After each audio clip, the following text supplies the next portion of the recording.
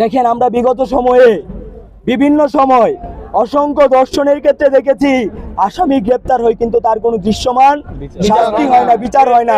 আজকে একটারে ফাঁসিতে ঝুলায় দেন, জনসম্মুখে ধরা দেন, লাইভে প্রচার করেন, পুরা বাংলাদেশে মিডিয়াতে কভারেজ করেন, দেখবেন কালকে ধর্ষণ কমে গেছে।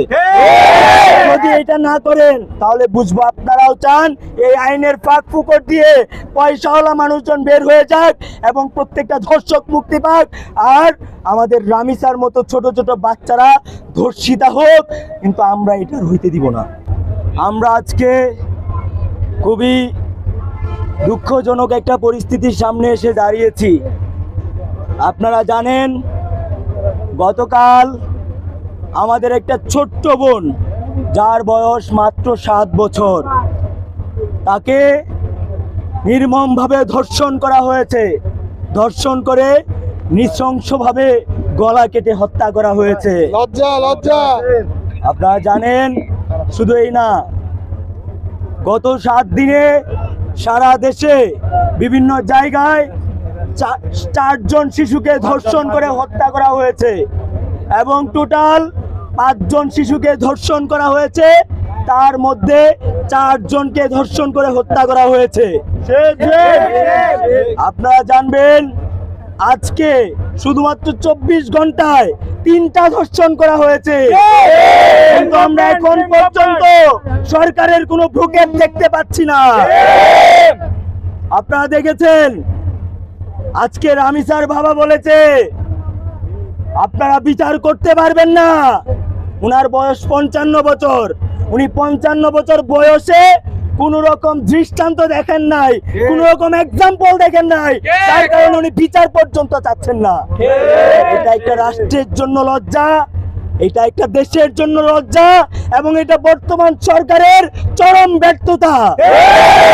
আমরা খুব ভালোভাবে দেখতে পাই, স্বরাষ্ট্রমন্ত্রী সালাউদ্দিন সাহেব, যার দায়িত্ব রাষ্ট্রের নাগরিকের নিরাপত্তা নিশ্চিত করা, যার দায়িত্ব রাষ্ট্রের নাগরিকদের নিরাপত্তা নিশ্চিত করা, কিন্তু আমরা দেখতে পাই উনি সংসদে শুধু সংবিধান সংবিধান সংবিধান করে, কিন্তু অন্যদিকে ধর্ষণ বেড়ে চলছে, খুন খারাপি বেড়ে চলছে, চাঁদাবাজি বেড়ে চলছে, লুটপাট বেড়ে চলছে। দেশের মানুষ ভালো নাই। আজকে রামিসার মতো অসংখ্য শিশু ধর্ষণের শিকার হয়ে তাদেরকে হত্যার মুখোমুখি হইতে হচ্ছে। জনাব সালাউদ্দিন সাহেব, আপনাকে বলবো, আপনার দায়িত্ব সংবিধান পড়ানো নয়, আপনার দায়িত্ব নিরাপত্তা দেয়া, রাষ্ট্রের জনগণকে ভালো রাখা, সুস্থ রাখা। যদি আপনাদের মন্ত্রীরা, যারা সংবিধান বোঝানোর দায়িত্বে রয়েছেন, যাদের সংবিধান নিয়ে ঘাটাঘাটি করার কথা, তারা যদি সংবিধান না বোঝে, তাদেরকে আপনি বাসায় বাসায় গিয়ে হোমওয়ার্ক করান, দেশের এই বর্তমান পরিস্থিতি ঠিক করেন। বর্তমান জেনারেশন তারা যথেষ্ট স্মার্ট, তাদেরকে আপনার সংবিধান শিখাইতে হবে না, নিজ দায়িত্বে সংবিধান শিখতে পারে। আমরা পরিষ্কারভাবে বলতে চাই, আপনারা এমপি হন, মন্ত্রী হন, আপনারা কিন্তু কারো না কারো মানে পিতা, আপনারা কোনো না কোনো সন্তানের বাবা। আপনারা সারাদিন কাজ করে বাসায় গিয়ে আব্বার একটা শুনতে চান, কিন্তু যেই মেয়েটা আজকে ধর্ষণ হয়েছে রামিসা, তার বাবা আর তার মুখ থেকে বাবার একটা শুনতে পারবে না।